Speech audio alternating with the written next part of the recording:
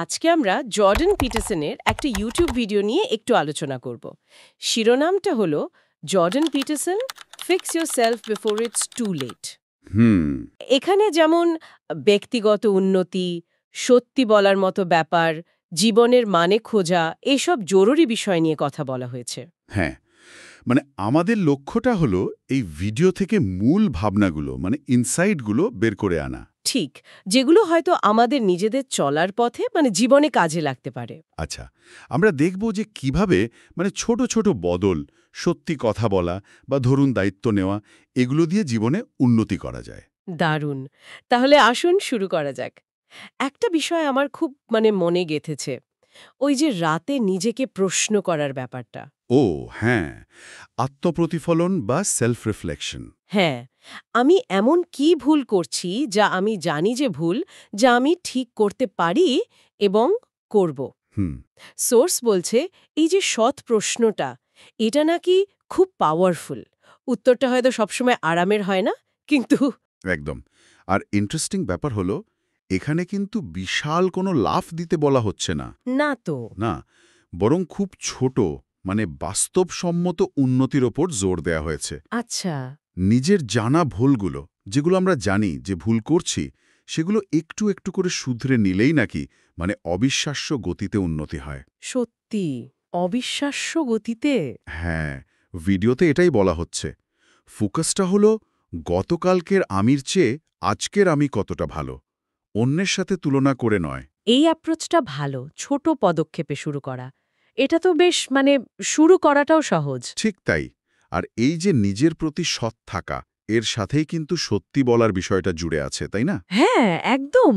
ভিডিওতে বলছে সত্যি কথা বলাটা নাকি একটা একটা রোমাঞ্চকর অভিযান। অ্যাডভেঞ্চার। যখন কেউ মিথ্যে বলে বা ধরুন অন্যকে ইমপ্রেস করার জন্য কথা বলে, তখন সে আসলে মানে নিজের জীবনটা যাপন করছে না। ঠিক, একটা নকল জীবন, একটা ছলনার জীবন হয়ে যায় সেটা। হ্যাঁ। আর এর সাথেই দেখুন, স্পষ্ট করে কথা বলতে পারার গুরুত্বটা আসছে। আচ্ছা। সোর্স বলছে ভালোভাবে পড়তে হবে। যেমন ধরুন শেক্সপিয়ার বা ওইরকম বড় লেখকদের লেখা যদি খুঁটিয়ে পড়া যায়, হুম। তাহলে শব্দের মানে, তার শক্তি, এগুলো বোঝা যায়। এতে শুধু জ্ঞান বাড়ে না, চিন্তাটাও ধারালো হয়, তাই তো? একদম, চিন্তা পরিষ্কার হয় আর নিজেকে ঠিকঠাক প্রকাশ করার ক্ষমতা বাড়ে। স্পষ্টভাবে কথা বলা আর লিখতে পারা, এটাকে তো সবচেয়ে বড় শক্তি হিসেবে দেখা হচ্ছে। লেখার মাধ্যমে চিন্তাগুলো গুছিয়ে আসে, এটাও বলা হয়েছে। হ্যাঁ, লেখার মাধ্যমেই তো আমাদের ওই এলোমেলো ভাবনাগুলো একটা একটা স্ট্রাকচার পাই। এই পড়ার গুরুত্ব বোঝাতে গিয়ে দুটো বইয়ের কথাও তো বলা হয়েছে, তাই না? হ্যাঁ হ্যাঁ, কর্নেল ডেভিড হ্যাকওয়ার্থের অ্যাবাউট ফেস। আর জেফ্রি গ্রের দ্য নিউরোসাইকোলজি অফ অ্যাংজাইটি। ঠিক, ভাবুন একবার, অন্যের পুরো জীবনের অভিজ্ঞতা বা ধরুন ৩০ বছরের রিসার্চ। সেটা আমরা মাত্র কয়েক মাসে শিখে নিতে পারছি। এটাই তো, জ্ঞান পাওয়ার এটা একটা দারুণ শর্টকাট বলতে পারেন। অবশ্যই। আচ্ছা, আর সব শেষে যে বিষয়টা এসেছে, জীবনের অর্থ খুঁজে পাওয়া। হ্যাঁ, মিনিং, এটা একটা গভীর বিষয়। ভিডিওতে একটা বেশ জোরালো কথা আছে, লক্ষ্যহীন আনন্দের জীবনের চেয়ে বরং দায়িত্বপূর্ণ স্ট্রাগল আছে এমন জীবনই ভালো। সে তো বটেই, স্বেচ্ছায় কঠিন দায়িত্ব নেওয়া আর লক্ষ্যের দিকে এগিয়ে যাওয়া। এর মধ্যেই জীবনের সার্থকতা আর এক ধরনের আনন্দ। ঠিক, ওই যে পাহাড় চড়ার উপমাটা দেওয়া হয়েছে, হ্যাঁ, ওটা দারুণ। একটা চূড়ায় পৌঁছানোর পর আমরা কিন্তু থামি না, আরও উঁচু পাহাড় দেখি, সেদিকে যেতে চাই।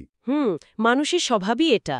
এই যে এগিয়ে চলা, অবিরাম চলা, এটাই আমাদের জীবনে ভ্যালি যোগ করে, অর্থ দেয়। তাহলে পুরো আলোচনাটা থেকে যদি আমরা মূল পয়েন্টগুলো এক জায়গায় করি, কি দাঁড়ায়? দাঁড়ায় যে প্রথমত, নিজের ভুলগুলো সৎভাবে দেখা, স্বীকার করা আর ছোট ছোট পদক্ষেপে সেগুলো ঠিক করা।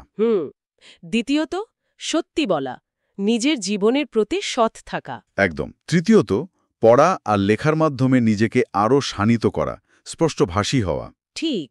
আর চতুর্থত, চতুর্থত হল স্বেচ্ছায় দায়িত্ব নেওয়া, চ্যালেঞ্জ গ্রহণ করা। এর মধ্যে দিয়েই জীবনের গভীর অর্থ খুঁজে পাওয়া, শুধু আরাম বা আনন্দ নয়।